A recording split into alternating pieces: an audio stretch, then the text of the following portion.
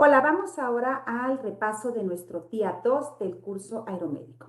Y pues recordando algunos conceptos que tú seguramente recuerdas de tu materia de aerodinámica, altitud real es a la que va volando un avión, 37, 38, 39 mil pies. Altitud de cabina es esa atmósfera artificial que está dentro de mi aeronave, usualmente entre 6,000 y 8,000 pies de altitud, que permite la vida. En caso de que no tuviéramos un sistema de aire acondicionado y presurización, por supuesto que no podríamos volar a las altitudes que vuelan las aeronaves comerciales. Ventajas de una cabina presurizada dentro de las más importantes: previene la hipoxia. Hay control de presión y temperatura agradables. Evita el uso de oxígeno suplementario. En caso de que nosotros no tuviéramos un sistema de aire acondicionado y presurización, a las altitudes que vuelan nuestras aeronaves tuviéramos que ir conectados a una mascarilla de oxígeno todo el tiempo. Evita disbarismos. Recordemos, la expansión de gases derivado de la disminución de la presión atmosférica. Provee mayor confort y seguridad, reduce la fatiga del vuelo y el aire inyectado y reciclado es altamente puro. Ayer explicamos cómo se presurizaba una aeronave y obviamente eso nos permite que tengamos un sistema, un aire completamente puro, 99.99%. Desventajas. Una de las más importantes, el riesgo de descompresión o despresurización. Por supuesto, si tenemos una cabina presurizada, el riesgo de despresurización está latente. La siguiente es que la humedad de la cabina se mantiene muy reducida. Recordemos que en los paquetes se lleva a cabo el proceso de deshumidificación. Esto es favorable para la aeronave, pero el aire que estamos respirando tiene una muy reducida humedad. ¿Cómo podemos nosotros solventar esa situación? Pues obviamente hidratándonos. Al estar muchas horas en la aeronave vamos a sentir necesidad de estarnos hidratando continuamente. Recordemos que es presurización, es esa acción de comprimir e inyectar grandes cantidades de aire en la cabina para crear ese ambiente artificial que permite que podamos volar a las altitudes que vuela mi aeronave. Sabemos que en el caso del Airbus incluso tenemos ciertos indicadores, el de cabin pressure, por ejemplo, que nos indica en caso de que haya diferencia de presión con el exterior y que eso nos haga evitar que abramos la puerta. Derivado de la despresurización podemos tener una situación de hipoxia y ahorita recordando que es hipoxia, perder lo que se llamamos un tiempo útil de conciencia. ¿Qué es un tiempo útil de conciencia? Es el periodo con el que cuenta un individuo desde el momento que le falta el aporte de oxígeno hasta perder sus facultades psicofísicas. Es decir, nuestro piloto en su sistema de oxígeno gaseoso tendría aproximadamente 5 o 6 segundos para poder tomar la mascarilla y colocársela con actos conscientes, precisos y seguros. Aquí hay algo muy importante. Nosotros tenemos un cuadro comparativo del tiempo aproximado de tiempo útil de conciencia. Sin embargo, este va a variar porque este está determinado por condiciones óptimas. Si yo tengo obesidad, si yo fumo, si soy sedentario, si tengo una mala alimentación, si no descanso adecuadamente, el tiempo útil de conciencia va disminuyendo. Por ejemplo, a 40,000 pies el tiempo oscila entre 30 segundos en reposo y una actividad moderada 18 segundos y algunos autores hablan de 10 segundos incluso, es decir, de 30 a 10 segundos aproximadamente. Pero si disminuimos de 2 a 3 segundos por cada factor de riesgo que yo no llevo de manera adecuada o en los cuales estoy cayendo, como pudiera ser el tabaquismo y los mencionados anteriormente, pues obviamente este tiempo va a disminuir. Y bueno, aquí se maneja el margen entre reposo y actividad moderada. Nosotros como sobrecargos mayormente vamos a estar en actividad moderada. Entre más abajo está la aeronave, más presión atmosférica tendría mi cabina, por lo tanto aumentaría mi tiempo útil de conciencia.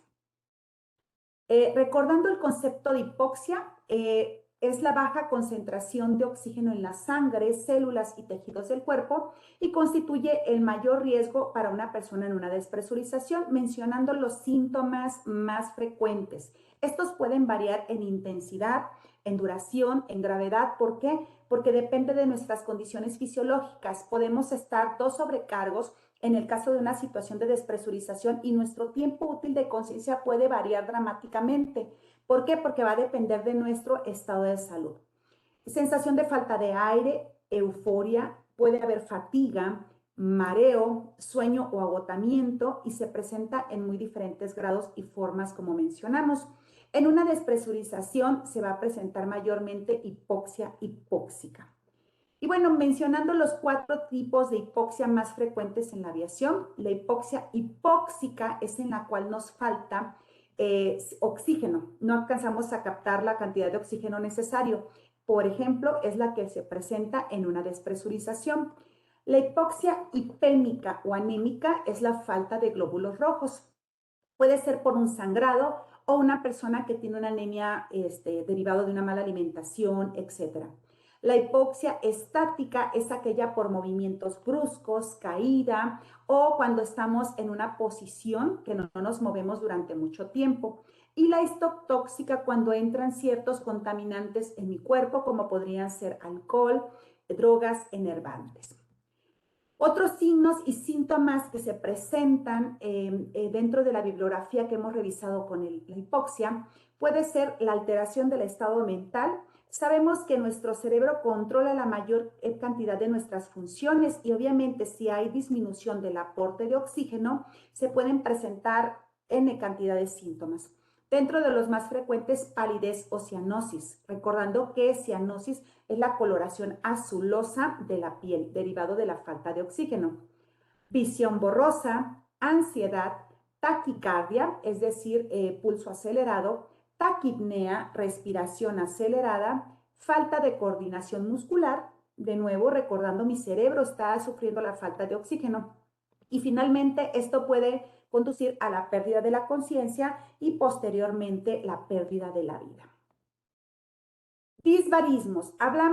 Cuando hablamos de sistemas, mencionamos un poquito acerca de los disbarismos. Dentro de los más frecuentes que presenta el personal técnico aeronáutico están justo los del aparato digestivo. Recordemos que el aparato digestivo es el encargado pues de llevar el alimento, de separar las partículas y distribuirlos dentro de nuestro sistema a través del sistema circulatorio. Aquí tenemos varios órganos huecos que también mencionamos.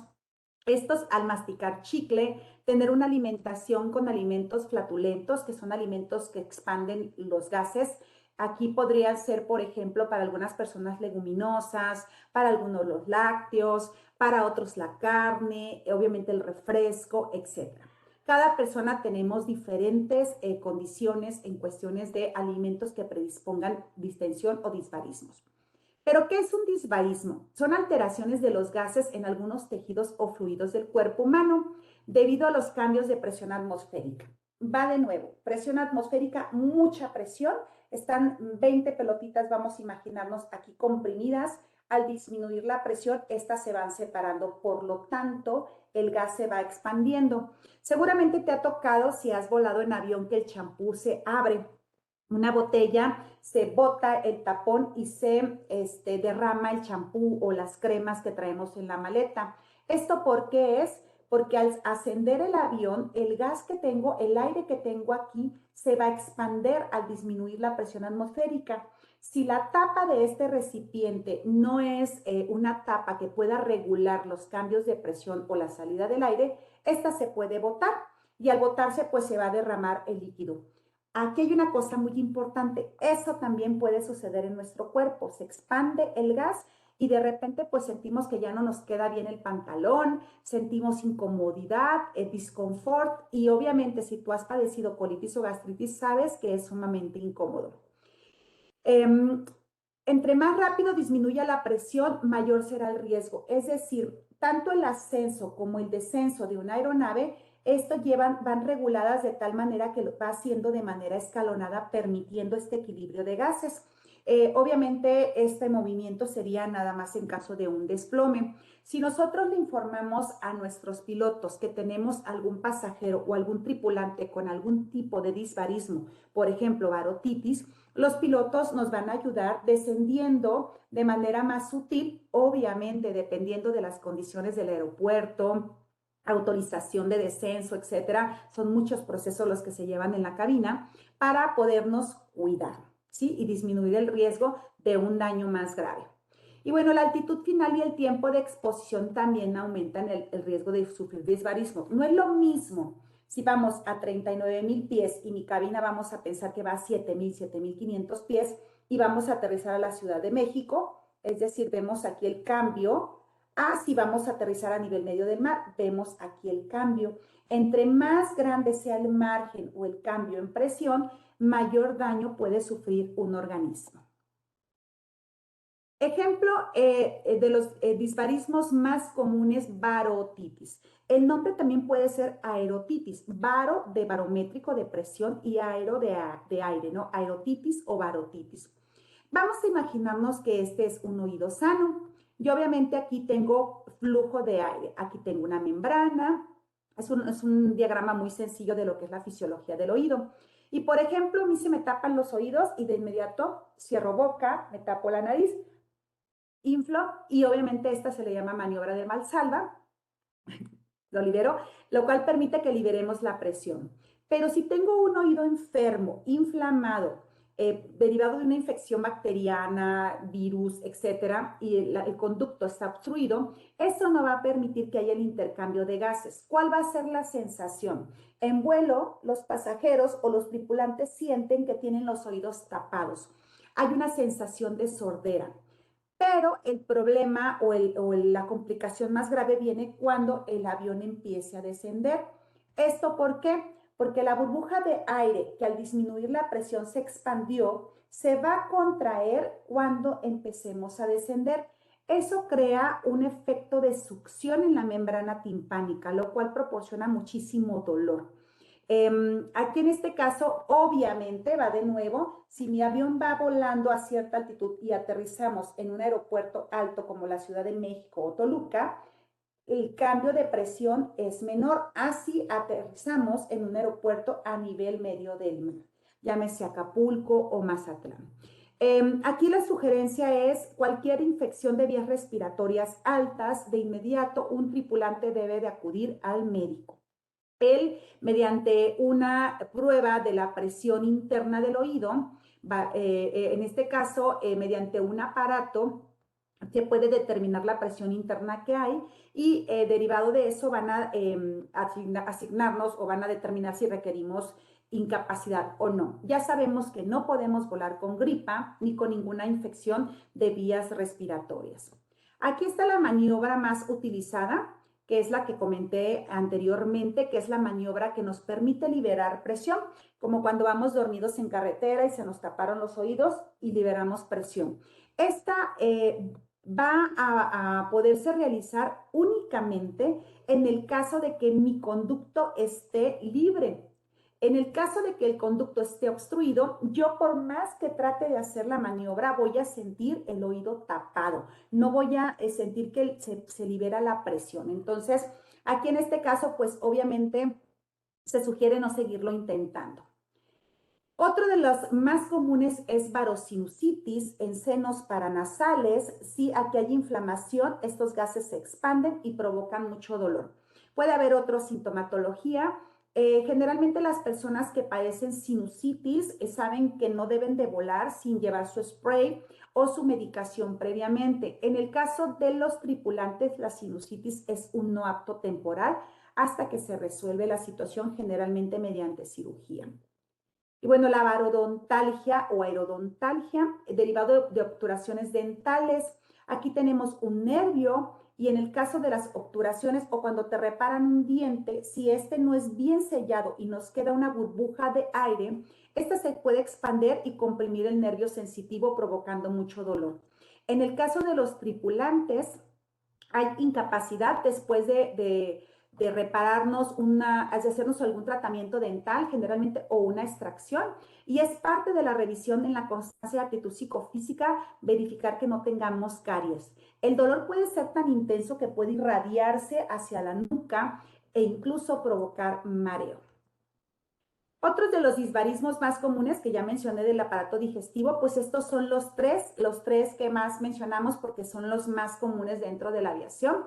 En cuanto al tratamiento de primeros auxilios en el aparato digestivo, dentro de nuestro sample, que ya sabemos qué es, vamos a investigar si la persona padece de agruras, una enfermedad ácido péptica, gastritis o colitis, y en este caso, si trae su medicamento, vamos a recomendar que se lo tome, darle a beber mucha agua y que no tome alcohol ni refrescos.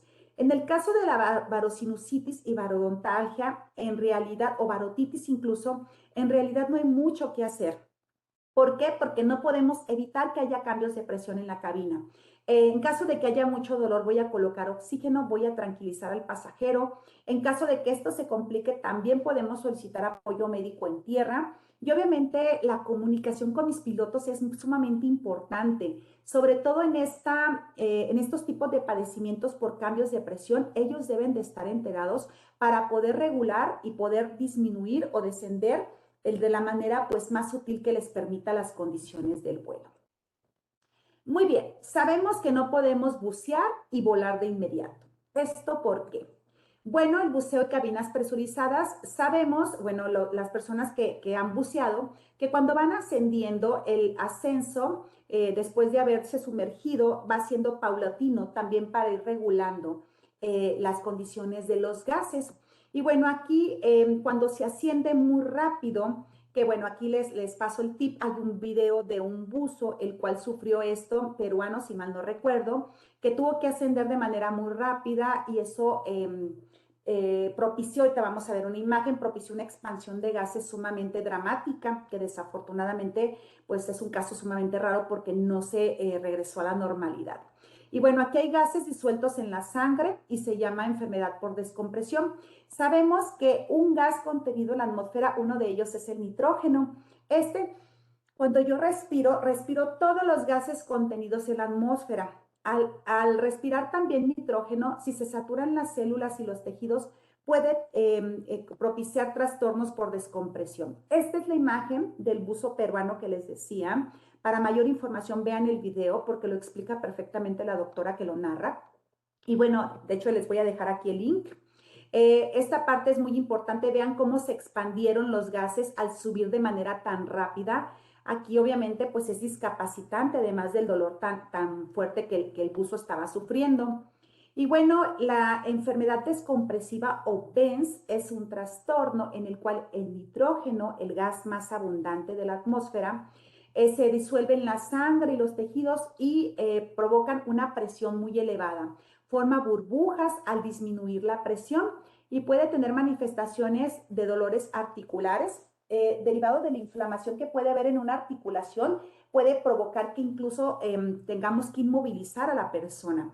Puede haber manifestaciones dérmicas, es decir, ruptura de capilares derivado de la inflamación, estado de choque, manifestaciones neurológicas por el dolor tan intenso que se puede sufrir y vasomotoras, es decir, por la inflamación puede comprimir los vasos y la circulación. Entonces, esto es algo sumamente grave. Esto puede ser una causa por la cual tengamos que aterrizar de emergencia.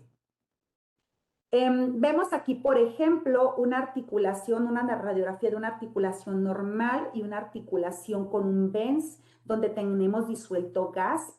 Esto obviamente pues es sumamente doloroso. Los signos y síntomas que se pueden presentar son dolor que pueden irse intensificando en la zona donde se presente. Puede ser abdomen, articulaciones, piernas. Normalmente este gas se ubica en zonas donde tenemos articulaciones grandes. Inflamación, erupción cutánea, fatiga aguda, vértigo, dificultad para respirar, cefalea, es decir, dolor de cabeza, puede haber confusión y dificultad para hablar. Muchos de estos síntomas son derivados justo del dolor tan intenso que la persona va a sufrir. El tratamiento final es dentro de una cámara hiperbárica, que yo al aumentar aquí la presión e inyectar a la persona, es decir, permitirle que respire oxígeno al 100%, esto va haciendo que salgan los gases comprimidos, haciendo un efecto de purificación. Pero en la aeronave, ¿qué podemos hacer? Oxígeno en high. Inmovilizar la zona afectada en caso de que podamos y posteriormente esta persona va a someterse a una cámara de descompresión. Recordando de nuevo, la comunicación con nuestros pilotos recordando también que somos una tripulación, que somos un equipo, y si vamos varios sobrecargos, tú me traes la botella de oxígeno, yo me quedo realizando el sample, me traes las vendas e inmovilizamos a la persona y alguien, por supuesto, está informándole a nuestros pilotos. Y algo sumamente importante, cuando tenemos un médico a bordo, nos apoyamos de la asistencia de un médico que por supuesto nos puede ayudar a que la persona, el pasajero o el cliente a bordo reciba una atención más puntual. Muy bien, ¿qué otros efectos fisiológicos se pueden presentar como riesgo de volar a bordo de una aeronave? Pues radiación. Desafortunadamente, sabemos temas de contaminación, capa de ozono, etcétera. Nosotros todos los días recibimos exposición de ciertos rayos que pueden ir ocasionando desde un daño, desde obviamente manchas en la piel hasta un cáncer. ¿Qué es la radiación? Pues es un flujo de partículas atómicas y subatómicas, es decir, sumamente pequeñitas, y de ondas que con rayos de calor, de luz y rayos X. Aquí hay una radiación, la radiación se puede clasificar entre ocupacional y no ocupacional, derivado de por qué estamos recibiendo esa radiación. Nosotros tenemos radiación ocupacional derivado a las altitudes que vuela mi aeronave. Por supuesto, la exposición a los rayos solares es más directa. Es realmente común que entremos a la cabina del vuelo durante vuelos diurnos, donde el sol está sumamente intenso y nuestros pilotos, además de las placas para sol que traen la aeronave, pongan algún otro tipo de obstrucción para evitar que los rayos se absorban e incluso que usen lentes para sol. Muy importante en el caso de los tripulantes el utilizar bloqueador en todas las zonas que no están cubiertas por ropa. Generalmente lo utilizamos en el rostro por cuestión cosmética, pero nos preocupamos por otras zonas que también están sumamente expuestas. Muy bien, ¿qué otros exámenes me van a hacer en medicina de aviación? Bueno, vamos a ver que la visión es sumamente importante para la aviación. De hecho, es el órgano más importante. Obviamente, la exigencia pues va a variar dependiendo del tipo de licencia que nosotros tengamos. Seguramente ya sabes que la licencia de sobrecargo es clase 3. Sabemos que la información que recibe el ojo pues es interpretada por el cerebro, por eso cuando mi cerebro empieza a sufrir falta de oxígeno, yo empiezo a ver que hay una distorsión de la información o una captación no adecuada de la información. ¿Qué me van a revisar en mi examen médico? Pues la parte de la capacidad de agudeza visual, que es la capacidad del ojo para reconocer contornos. Vamos a hacer una prueba de visión. Ojo con algo, si tú ya utilizas lentes para, como yo, como en mi caso, nada más ahorita para que no se reflejen con la luz, van a verificar que podamos ver perfectamente. En caso de que tú requieras lentes, adicionalmente debes de traer un armazón adicional como repuesto, que es un requisito en medicina de aviación. Y cada vez que yo vaya a mi examen médico, mi sugerencia es que 6 meses antes tengamos una valoración de nuestra visión. También la revisión de la agudeza visual dinámica, que es la capacidad de yo seguir un objeto en movimiento. Seguramente en algún examen médico te pasó que el médico hacía esto o sigue mi dedo. Es justo la evaluación de mi agudeza visual dinámica. ¿Qué pasa con la hipoxia? Bueno, pues la hipoxia altera completamente todos mis signos y bueno, dentro de la visión también se presenta. Derivado de una despresurización puede haber hemorragias en la retina, puede haber miosis, es decir, contracción de la pupila, midriasis, que es dilatación de la pupila, se pierde la agudeza visual, puede haber una visión cromática, es decir, se altera la visión de colores. Y el campo visual, que el campo visual es la capacidad que tengo de ver, si yo estoy viendo al frente, cuánto puedo ver hacia los lados sin mover el ojo. Todo esto se altera con la hipoxia, además de todo lo que ya vimos anteriormente.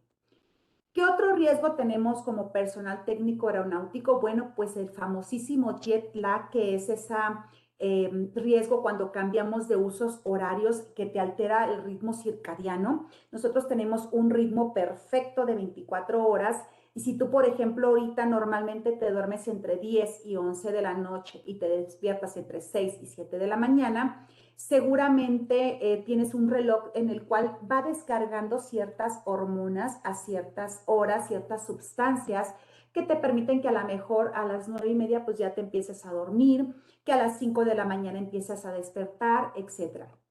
Todo esto se ve alterado y bueno, la fatiga visual se ve presente también, además por el vuelo nocturno, la exposición a iluminación artificial.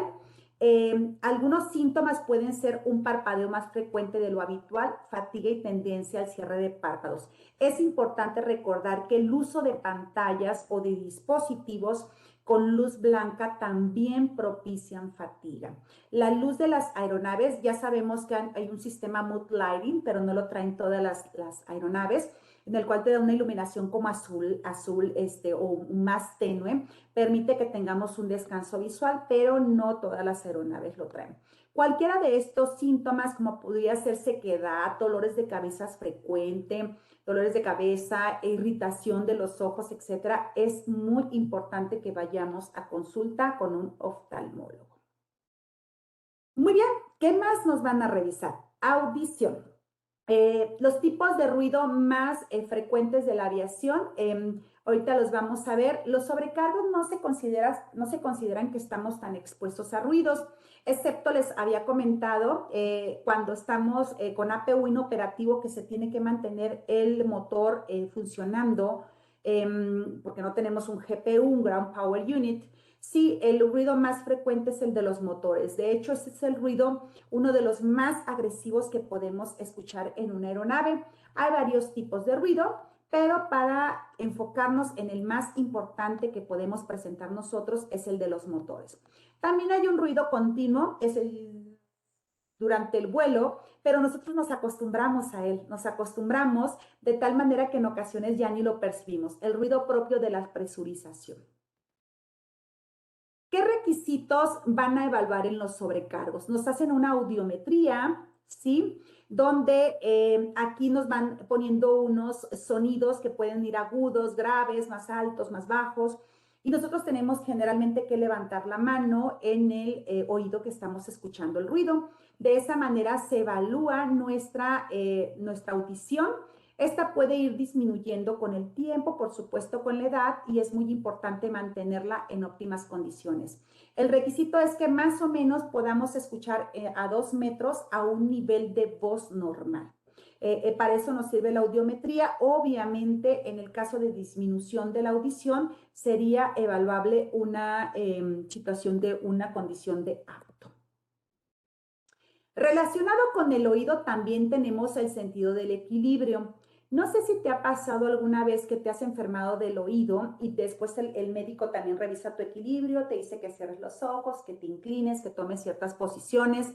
¿Esto por qué es? Porque el sistema vestibular, que es el encargado de regular el equilibrio, está ubicado en el oído. Sí, nos da el control espacial, se encuentra ubicado en el oído y cuando hay infecciones sumamente graves, las personas pueden sentirse mareados. Imaginémonos que dentro de mi oído hay un tubo con líquido y ese líquido se mueve.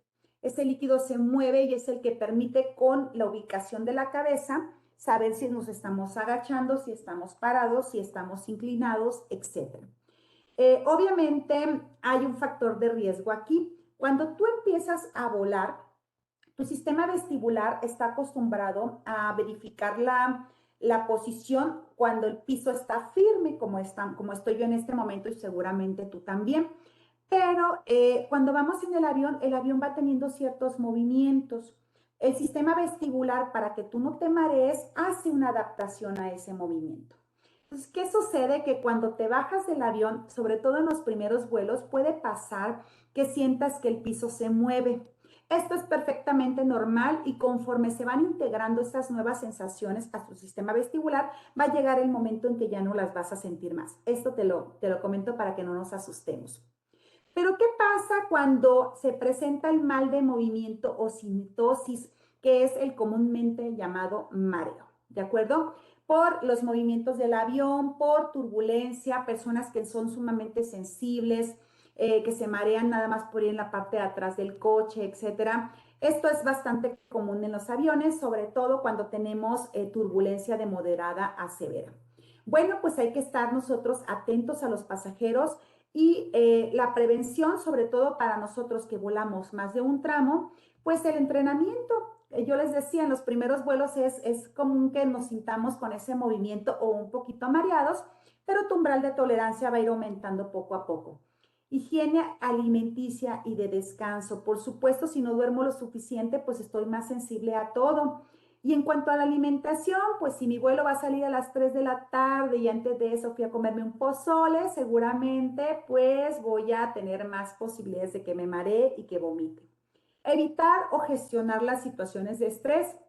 Y ojo, la automedicación, evitar. ¿Por qué? Porque los medicamentos que se utilizan para el mareo generalmente están prohibidos para la aviación. Sabemos que la automedicación en la aviación no está permitida, que cuando tú tomas algún medicamento debes de viajar con tu receta médica y medicamentos autorizados por el médico de tu empresa o por el IMSS, es decir, generalmente personas que saben que eres personal técnico aeronáutico y que no puedes tomar cualquier medicamento. Cuando hablamos de la automedicación, paréntesis, es importante considerar los tecitos, los medicamentos o hierbas naturistas, etcétera, que puedan ocasionar algún efecto que no te permitan volar. Primeros auxilios, ¿qué vamos a hacer en caso de que yo me maree o un pasajero se maree? Vamos a invitarlo a respirar despacio y profundamente. Si adicional al mareo la persona se encuentra emocionalmente alterada, le podemos invitar a que sean respiraciones abdominales, que son estas que en vez de expandir el tórax, expandimos el abdomen. Mantener 4 segundos, metemos 4 segundos, mantenemos 4 segundos y sacamos en 4 segundos.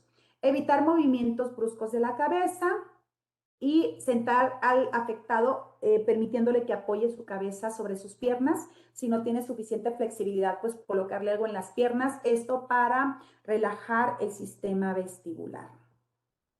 Muy bien, pues esto es todo por el día de hoy. Te invito a que repases muy bien tu nota técnica y que cualquier duda por allí la anotemos. Mucho